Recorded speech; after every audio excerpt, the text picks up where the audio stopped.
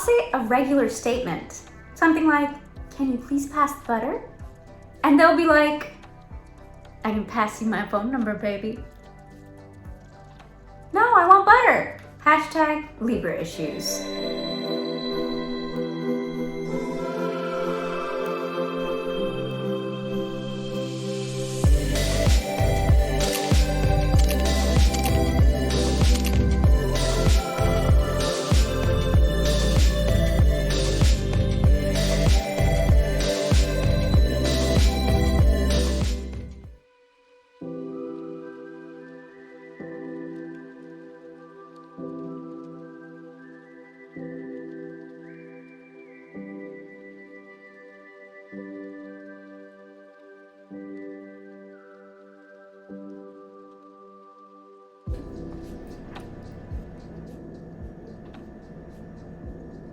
Oh, hey guys, how's it going? I'm actually here to talk about books. Let me finish this tea. It's good. Hey guys, I'm Heena, the fashion doctor, and welcome to my channel. This is the segment I call Book Talks. Why is it called Book Talks? Because I don't give book ratings. I just talk about the book and tell you who the potential audience is. And also, can you guys guess what kind of books we're gonna talk about based off of what I'm wearing? Oh, and also the books are right there. Okay guys, so a couple of videos ago in the last book talk, I mentioned that I wanted to branch out. I wanted to talk about other books. And this week, I want to talk about astrology books. This topic is just a favorite of mine. I mean, people think you can't be a fan of astrology and astronomy, and guess what? I love them both. And I feel like there's a certain way to take astrology. You can't take it very seriously. I mean, after all, you're a 3D person, and words on paper are trying to describe you. So I guess the way to take it is, okay, if you see something that is relevant to you, maybe something you want to work on, maybe something you've noticed about yourself, then yeah, read about it. Otherwise, the rest of it, laugh it off. You don't have to take it seriously. And guys, I know, it's a fashion channel. I'm talking about books, astrology books, but there are two reasons for that. One, I've dressed the part, so I feel like it's appropriate for me to now talk about it. Fashion, look. And two, I'm a double Libra, so my sun sign is Libra and also my ascendant is Libra. So, you know, of course I like books and of course I like astrology. That much is at least true about the stuff they write in these books. Okay, so the first book we're talking about is Linda Goodman's Sun Signs. Okay, now this isn't a new author. She's actually passed away, but she wrote a series of books, and in today's book talks, we're gonna get into one more of her books. But this one was the first book I read of hers, and I love it. She has a way of describing each sun sign as if she were making fun of you, but at the same time, she really kind of understood you. Now, each of the signs have been divided into how to recognize the sign, the man of the sign, the woman of the sign, the child, the boss, and the employee. Now, you have to forgive her because she copyrighted this book in 1968, so a lot of the gender roles, society roles are still kind of traditional. But otherwise, this book is hilarious, and I will prove that with a couple excerpts. I don't know how to pronounce that. Gosh darn it. Okay, so the first example that we're gonna delve into is the Aries woman. I have an Aries friend, and she radiates the kind of positivity that I'm about to read. So, there's practically nothing this woman won't tackle. If it's a challenge or just something she thinks she wants to brighten her life, she'll make some kind of stab at it, whether it's practical or not. I know an Aries woman who was forced for financial reasons to live for several years in 2 rooms with a husband, 5 active children, and a dog.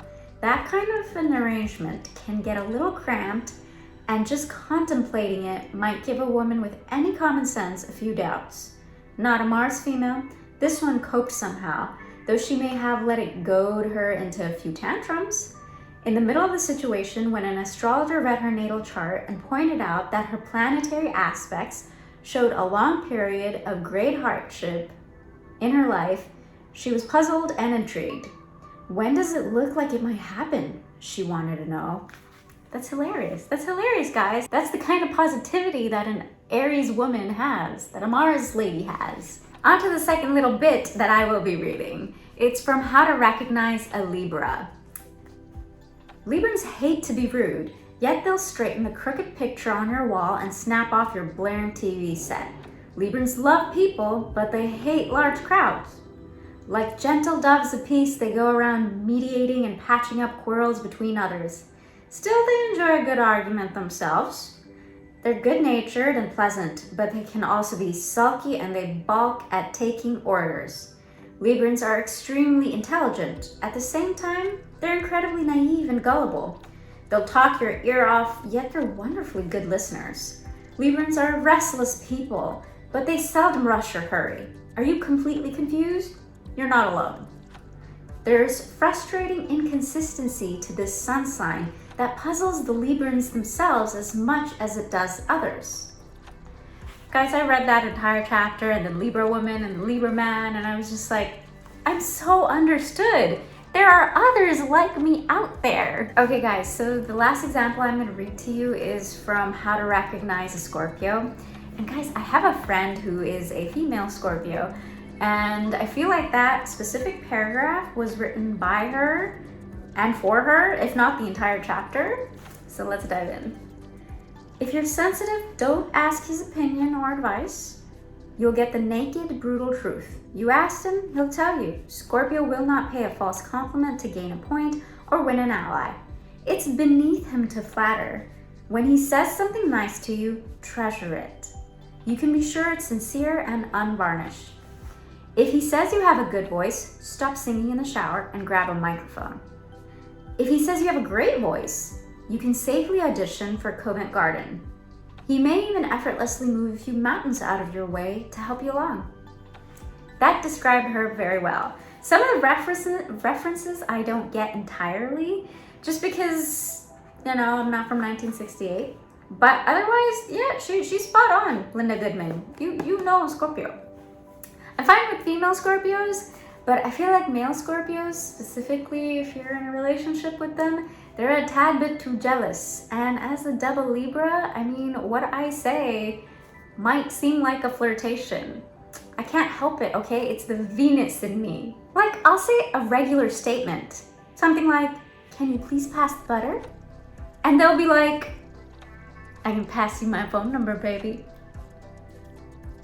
No, I want butter. Hashtag Libra issues. Anyways, so this book I would actually recommend for people who are just starting off in astrology. They want to know what it's about, you know, they've heard a lot about it, and they see those sort of daily reminders from Yahoo, like, ooh, look at your astrology today.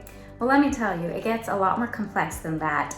Sun signs isn't the only thing people look at, astrologers look at to tell you more about your chart. But yeah, a chart has a lot more. There's a sun sign, a moon sign, an ascendant.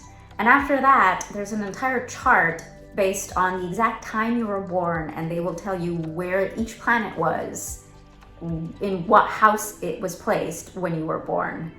And yeah, it just gets a lot deeper. So if you're starting off, I'd recommend something simple and light and funny. I mean, maybe you just want to find out more about your coworker, or you want to understand a friend better. I mean, you know, there are different ways of trying to understand a person, and empathy is always a good thing. It comes from understanding people. Folks, do you want to find out how the dynamic between you and your crush may turn out? Are you fantasizing about that celebrity and how your marriage might be? What kind of parents you're gonna become? Boy, do I have a book for you. Love Signs by Linda Goodman. Yes, that's the same author as Sun Signs. But this will give you a lot more details about relationships. I mean, it's not like I fantasize about celebrities. Hugh Jackman. So as you can see here in the table of contents, she describes every single sign combination. And not just that, she describes the man and female combination versus the female and man combination. But again, it was a book that was written a while ago, so, you know, it wasn't taken into account whether or not you identify with that gender. I'm just letting you know in case you pick up this book, don't be offended. This book was copyrighted in 1978, this one. A couple of things about the beginning of the book that I thought were kind of cool. The first one is this little message she had right here. It's basically a message to one of her children. I believe they disappeared when they were younger. There wasn't enough information on Google, so I don't know if they ever met again, but I hope they did. The second thing is this little blurb that she wrote under the 12 Mysteries of Love. She writes, "Love is man's and woman's deepest need. It's not the threat of illness or poverty that crushes the human spirit, but the fear that there is no one who truly cares, no one who really understands. We all reach desperately for love, no matter how healthy, wealthy, or wise we may be, because the alternative is loneliness. And so love is sought both in heaven and in hell, by both saints and sinners, wherever the search may take them." There's more, but I cut it out there. I mean, I don't entirely agree that the alternative is loneliness, but I kind of get that. Being understood and you know, being cared for, that's a blessing, and that is love. So there. I'm just gonna go over one example in this book, and it's of a couple we all know of, Romeo and Juliet. Juliet was born on July 31st, according to the actual play. That makes her a Leo. Romeo, according to my extensive online research, and by that I mean Tumblr. What else do you need for a fictional character born hundreds of years ago? So according to that research, Romeo is a Sagittarius. Let me tell you a bit about their relationship. If all these two had to worry about was their chemical attraction, there wouldn't be a cloud in their skies. Melting into oneness with a depth of passion remembered by the heart from a long ago dream is one of those grand and glorious gifts showered by the great Jupiter and the powerful sun upon not every Leo and Sag, but upon those lionesses and their archers who are honestly in love. Their physical expression of body hunger is by turns playful, sensual, fresh. Oh my God, those are details I should not go into. Let's keep this PG-13, folks. Let me tell you something else. But you get the gist, right? That was the chemistry of Romeo and Juliet. Both Leo and Sag are decidedly dramatic. She has the theater in her blood. He has sawdust in his. And then Linda Goodman goes on to say, "Her whispered message will throb within him some night in a deep dream, fragrant with memory of her hair and eyes. Then he'll leap up from his strange cold bed, walk to the window and stare into the velvet blackness, shimmering with tiny, brilliant star diamonds until sunrise." Wow, that sounds really romantic. What do you guys think? I think that describes Romeo and Juliet. I mean, of course, these were bits and parts, but I felt like they were the most pertinent. So yes, guys, this book is full of little snips like this, and I just think it's intriguing. Last comment, I love how it says, "A new approach to the human heart" right on the cover. Okay, last book, guys. So the last book is Use Your Planets Wisely by Jennifer Freed, PhD. So Dr. Jennifer Freed is actually a psychotherapist, and she also practices astrology. And that's why I found this book so unique. I haven't heard of any other psychotherapists writing astrology books. And basically, she's put it in a way where you can use your chart. You will need your entire chart for this book in order to use it like a map. And you can use it to kind of see where your shortcomings are, where you might want improvement, what might help you. And I just found it very interesting. This is actually a relatively new book, and it was published in 2020, which reminds me, I actually found out about this book from a podcast. And I remember very distinctly in that podcast, Dr. Jennifer Reed had said she kind of made like a general prediction about the world using astrology. I don't know how that works, don't ask me.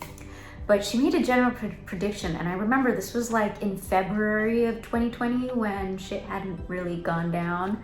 And I remember her saying that, you know, this would be one of the most difficult years that the planet has had. And I was just kind of nodding my head like, oh, difficult year. Yeah, it's the planet, you know, it's pretty difficult for people. And then 2020 progressed. and then it kept progressing, and then it would not end, and shit went down. And I was just like, I don't know how she did that. I don't know how she predicted that using astrology, but she was spot on. She predicted some stuff. Anyways, so back to this book. So as you can see here on the table of contents, it's divided according to the astrological chart. So you're going to need your physical chart, or at least your electronic chart, mapped out so you'll be able to use this book. And it has each aspect of it, the planets, the ascendant, the rising. It even has stuff about Chiron, which was new to me. I think that's the part I'll go into because it was unique in this book. I mean, each part is kind of divided into what it means for you, what it means to be in a primitive, adaptive, and evolving state. But Chiron was pretty unique because I hadn't heard of it before. This is the chapter on Chiron, and I'll tell you all about it.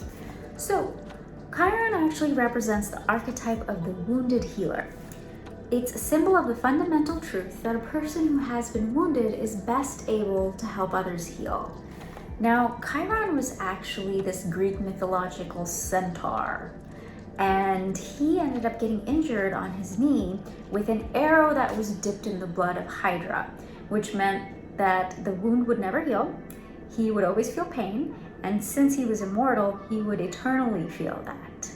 He ended up actually, being released from his suffering when he died after taking the place of Prometheus, who was chained to a rock for stealing fire from Olympia, and, was sentenced to having an eagle eat a piece of his liver every day, which indicates the regenerative capacity of the liver and shows how much the Greek actually knew about medicine, and is amazing.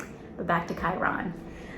The reason I find this very unique is because it's basically telling you that, hey, this might be an area of your life where you need healing.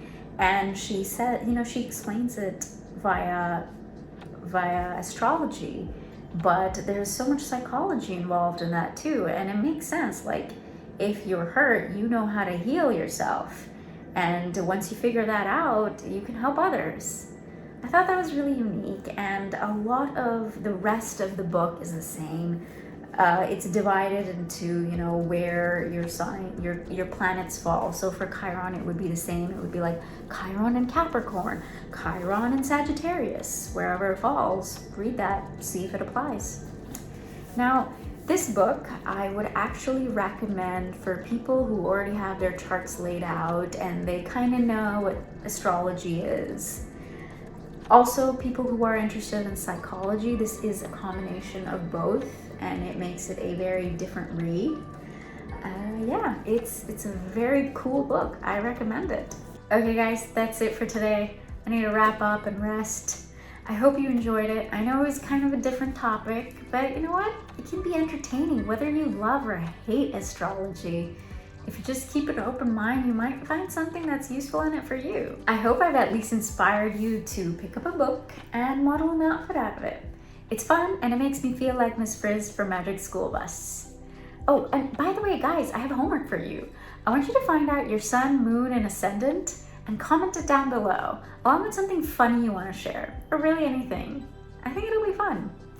Okay, guys, have a great day or night wherever you are. See you next time. Bye.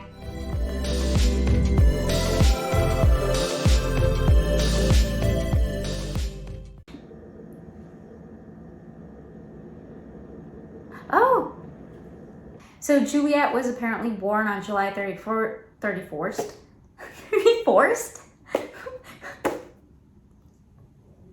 Juliet was born on July 34th. What is it about that word?